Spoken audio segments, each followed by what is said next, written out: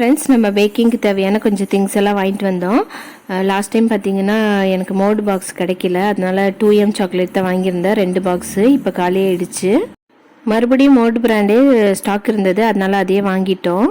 எப்போதுமே பார்த்தீங்கன்னா இப்படி பாக்ஸாக தான் வாங்குவேன், ஏன்னா அப்போ தான் கொஞ்சம் ஹோல்சேல் ரேட்டில் கிடைக்கும். அதுக்கப்புறம் இந்த ஹெட் கேப் கொஞ்சம் யூஸ் ஆகும்னு சொல்லிட்டு வாங்கிட்டு வந்தேன்.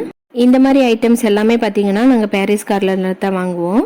Central railway station தாண்டினோன்னே Waltax road வரும் பாருங்கள், அங்கே நிறைய எஷன் ஷாப்புங்க இருக்குது. அங்கே தான் நான் எப்போதுமே வாங்குவேன். அங்கே நிறைய ஷாப்ஸ் இருக்குது.